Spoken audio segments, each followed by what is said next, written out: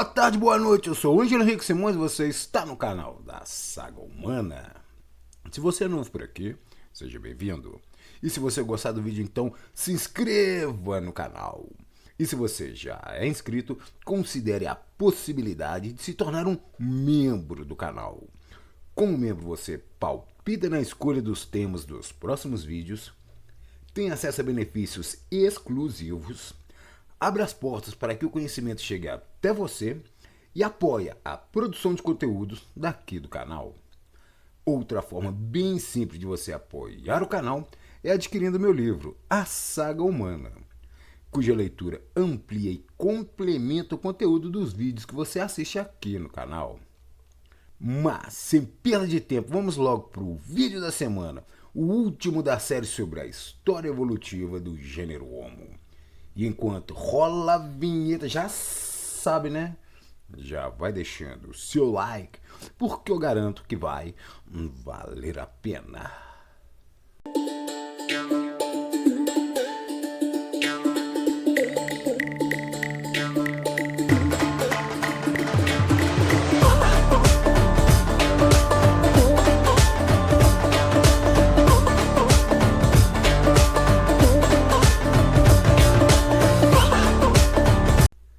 As espécies humanas do Paleolítico Médio. Há cerca de 300 mil anos antes do presente, teve início uma fase da nossa pré-história que os cientistas chamam de Paleolítico Médio. No início dessa fase, as espécies humanas, que existiam apenas na África e na Eurásia, começaram a domesticar o fogo e a fazer um uso quase que diário dessa nova e importante ferramenta. Dentro desse contexto, uma nova espécie, o Homo sapiens, começou a surgir nas regiões mais a nordeste da África.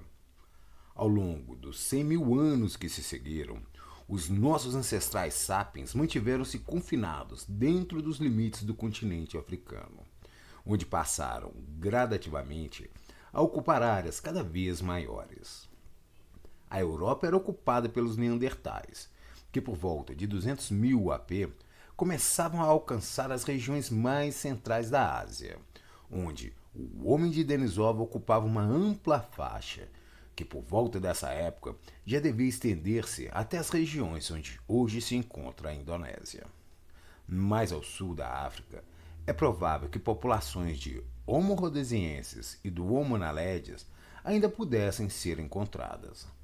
Mas o mesmo já não acontecia mais com os antigos bandos de Homo heidelbergensis, que por volta dessa época já não deviam mais ser vistos nem na África e nem na Eurásia.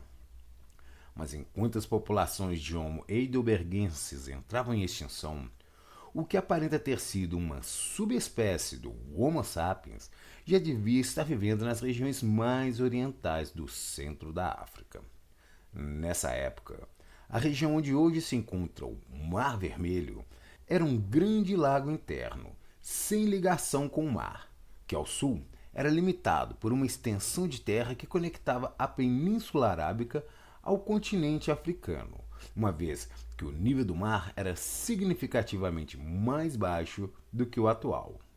Por volta dessa época, viveu próximo a essa região uma população dos nossos ancestrais humanos, que atualmente figuram como fonte de grande polêmica entre os cientistas do nosso tempo, que nomearam essa nova espécie como Homo sapiens idautu. Em 1997, na região do Triângulo de Afer, na Etiópia, foram encontrados restos fossilizados de 10 indivíduos dessa espécie, em meio a ossos de hipopótamos, antílopes e ferramentas de pedra. As datações posteriores indicaram que esses indivíduos teriam vivido por volta de 160 mil anos atrás, e os estudos subsequentes demonstraram que eles incorporavam tanto traços primitivos como modernos, e um cérebro já com um tamanho similar ao do homem moderno. A maioria dos cientistas converge para o entendimento de que o Homo sapiens idautu figura como uma subespécie do Homo sapiens, muito embora uma corrente de estudiosos considere que esse espécime formaria uma espécie independente, com ascendência direta sobre o posterior Homo sapiens moderno. Mas qualquer que seja o caso, o fato é que, distante dali, numa região onde hoje se encontra a Indonésia, uma outra espécie humana também já parecia estar vivendo nessa época de por volta de 200.000 AP. Uma escavação arqueológica de 2003 na Ilha de Flores levou à descoberta de uma nova espécie humana, o Homo floresiensis. Em uma caverna da região, foram encontrados um total de 14 indivíduos de baixa estatura, fato que acabou conferindo a essa nova espécie o apelido de hobbits. Esses indivíduos misturavam características modernas e arcaicas. Seu cérebro era, de longe, o menor entre todas as espécies conhecidas do gênero Homo. Sua altura não passava de 1 metro e o seu peso era inferior a 30 kg.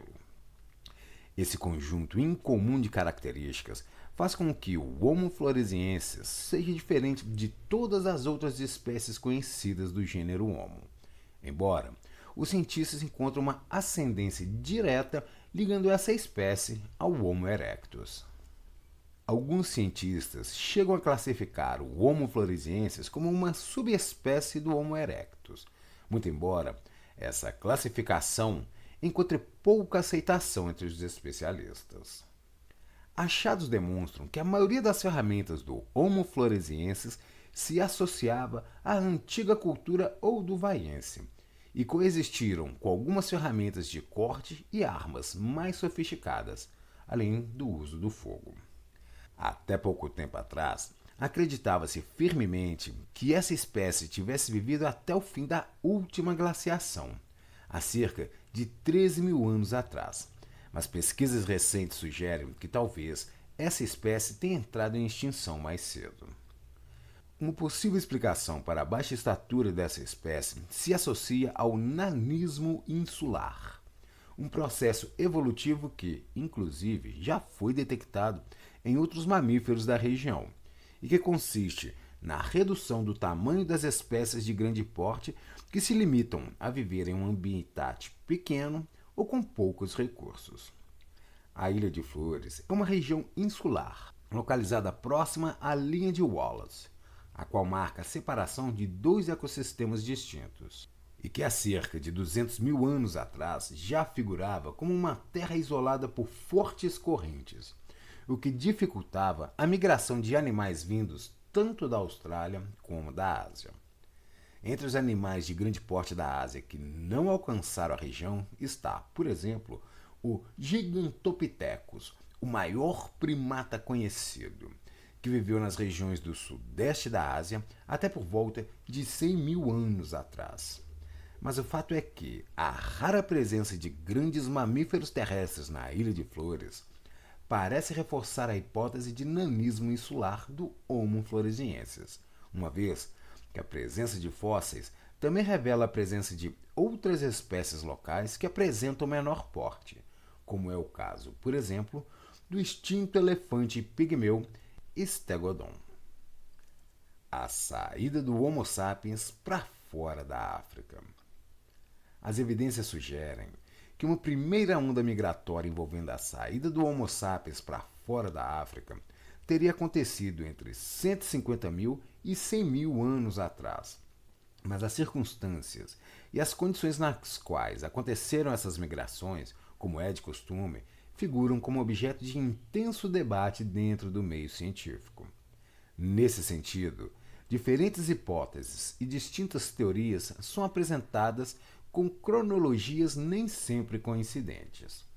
Embora não existam muitas evidências arqueológicas e registros fósseis dessa migração, a maioria dos cientistas parece concordar com a ideia de que o Homo sapiens protagonizou duas ondas migratórias distintas. Uma primeira onda teria começado entre 150 e 100.000 anos atrás, quando o Homo sapiens parece ter alcançado primeiro o sul da Península Arábica. Esse avanço provavelmente aconteceu justamente no pedaço de terra firme que, nessa época, ainda conectava o leste da África à Península Arábica. Provavelmente passando por essa região, os nossos ancestrais seguiram pelo sul do continente asiático até atingirem primeiro a região da Indonésia e, na sequência, a Península Coreana e o arquipélago japonês. Mas aconteceu que, no meio dessa onda migratória, por volta de 110 mil anos atrás, o último período glacial começou a desenvolver um lento início. Ao longo das dezenas de milhares de anos seguintes, as geleiras polares avançaram em direção aos trópicos, na medida que as temperaturas do mundo passaram a cair cada vez mais drasticamente. A Groenlândia e a Islândia ficariam permanentemente cobertas de gelo ao longo desse período, que só encontraria fim 100 mil anos mais tarde, já por volta de 13 mil anos atrás.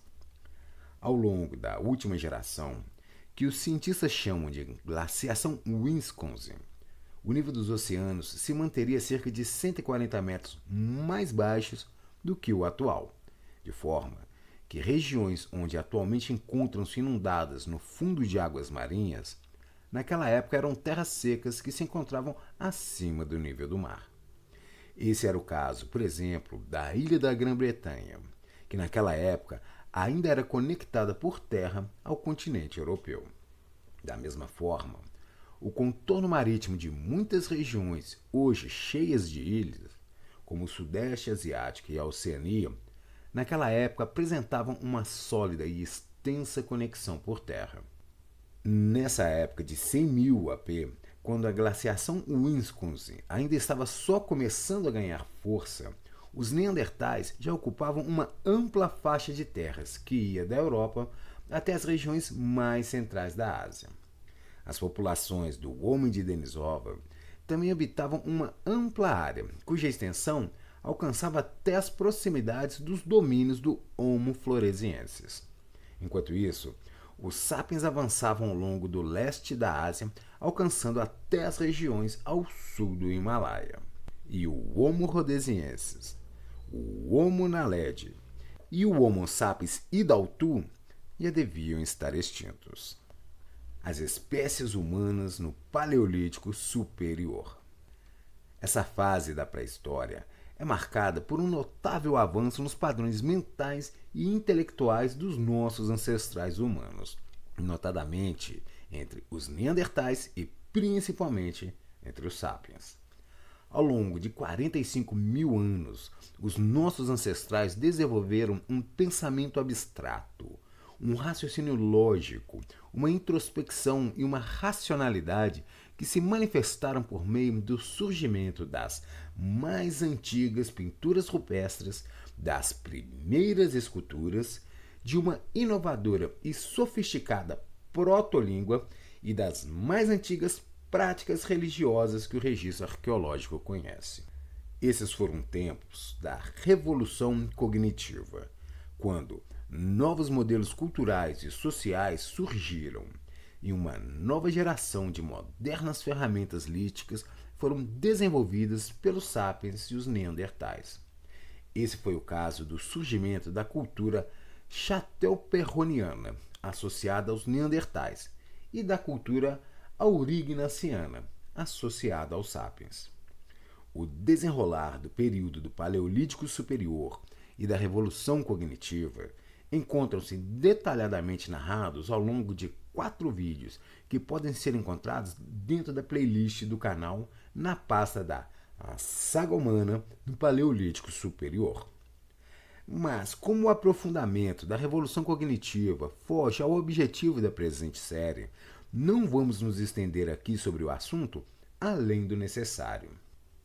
O fato é que o Paleolítico Superior é inaugurado por um fenômeno geológico global de enormes proporções e de consequências catastróficas que quase levaram as espécies humanas à extinção. Esse evento foi a explosão do supervulcão de Toba, localizado na ilha de Sumatra, há cerca de 74 mil anos atrás. Essa foi uma das mais violentas explosões vulcânicas da história geológica do planeta, a qual teria durado entre 6 e 10 anos, com seus efeitos tendo sido sentidos ao longo dos 1000 anos seguintes. Os cientistas estimam que ao fim desses eventos, a população humana ao redor do mundo deve ter sido reduzida a uma quantidade que é normalmente calculada entre 1.000 e 10.000 casais. Mas o fato é que essa explosão criou um forte efeito gargalo na história evolucional da vida na Terra. E no que tange às espécies humanas, teria havido uma acelerada diferenciação entre as populações humanas isoladas e, eventualmente, levando à extinção de outras espécies humanas que talvez sequer não tenhamos nem chegado a conhecer. Os padrões encontrados nos modelos resultantes das pesquisas de genética de populações, de linguística histórica, de religiões comparadas e a dispersão de artefatos arqueológicos convertem para o entendimento de que todas as modernas etnias presentes na Terra atualmente descendem de uma única população de Homo sapiens, a qual teria vivido em alguma região próxima ao Oriente Médio em algum momento não muito distante da época da explosão do vulcão de Toba. Mas apesar dos efeitos globais da explosão do vulcão de Toba, a evolução da vida na Terra teve continuidade. E por coincidência ou não, sapiens e neandertais protagonizaram a revolução cognitiva justamente a partir desse período. Dezenas de milhares de anos mais tarde, enquanto os exploradores sapiens da primeira onda ainda estavam começando a chegar à Indonésia, uma segunda onda migratória teve início a partir do continente africano. O trajeto dessa vez passaria pela região central da Ásia, incluiria a Europa, avançaria sobre o extremo oriente e alcançaria até o continente americano. Mas por volta de 50.000 AP, numa época na qual a última glaciação já estava bastante intensificada, uma enigmática população humana parecia estar se formando nas regiões mais orientais da Ásia, a sudeste do Himalaia, onde hoje se encontra o sul da China. Nessa região, foram encontrados na Caverna do Veado Vermelho, em 1979, restos fossilizados de um misterioso hominídeo, fato que acabou nomeando esse espécime como o Homem da Caverna do Veado Vermelho. Misturando traços modernos e arcaicos, esse hominídeo apresentava um crânio com formato parecido com o dos neandertais, mas com capacidade para acomodar um cérebro menor que o do homem moderno. As datações indicam que esse indivíduo teria vivido em algum momento por volta de 13.000 AP, mas as opiniões dos cientistas se mantiveram divididas quanto à classificação desse hominídeo. Enquanto alguns cientistas acharam que poderia se tratar de uma nova espécie, outros achavam que ele poderia ser apenas membro de uma população de sapiens modernos, que apenas teria ficado muito tempo isolada.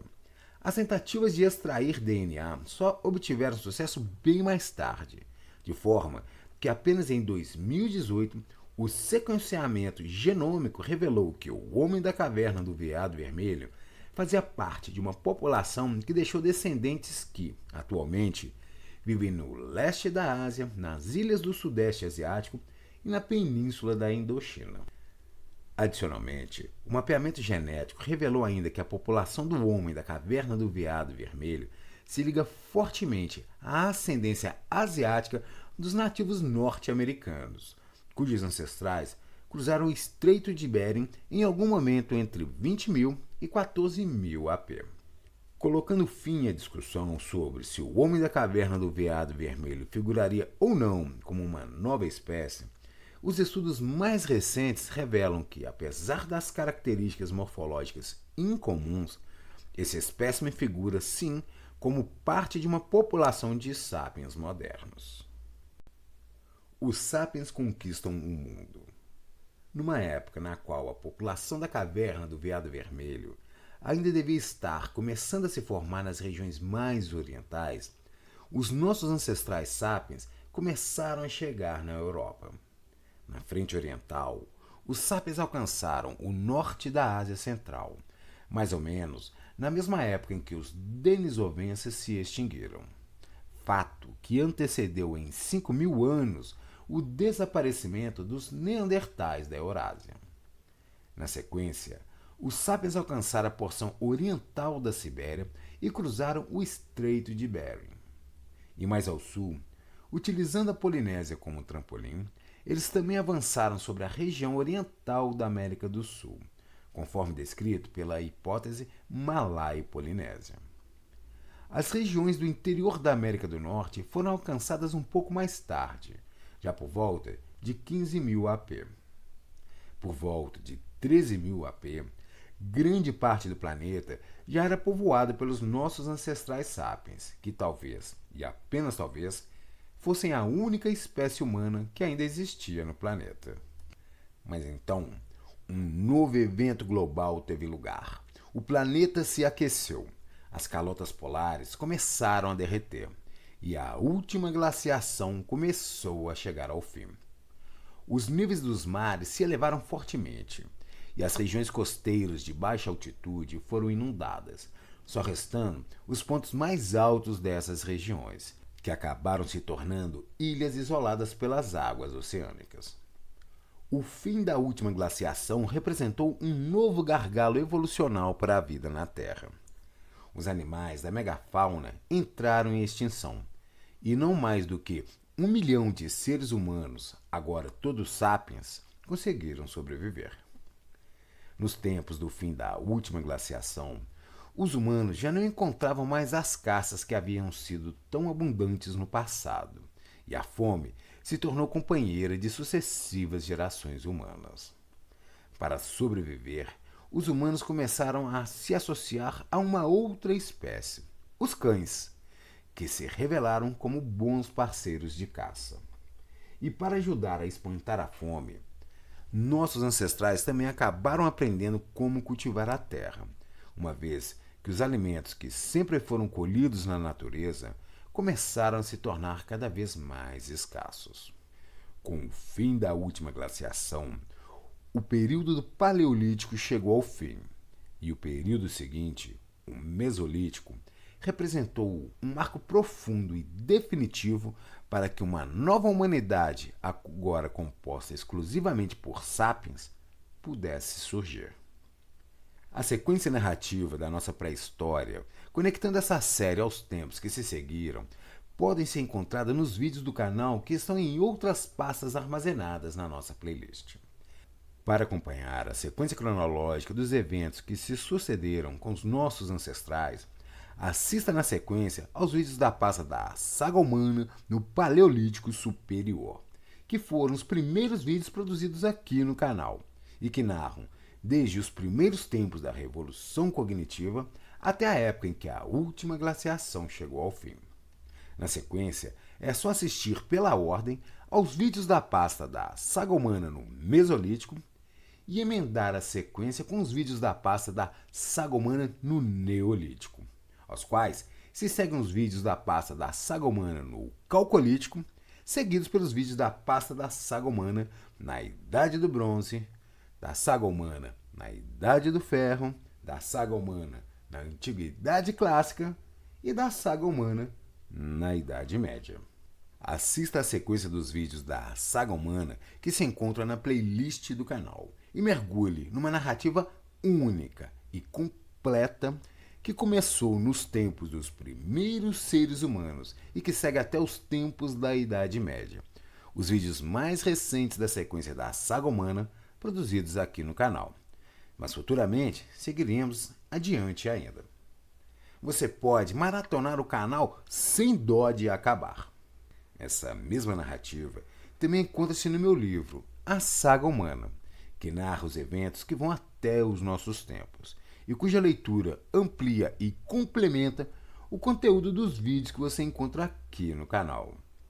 Então é isso, esse foi o vídeo da semana e o último da série sobre a história evolutiva do gênero Homo. Espero que tenham gostado. Obrigado pela sua companhia até aqui e agradeço se você puder compartilhar, curtir e comentar esse vídeo. E se você ficou até aqui comigo e ainda não é assinante do canal, então se inscreva. Então é isso. Valeu, galera. Uma boa semana pra gente. Aquele abraço e até o próximo vídeo!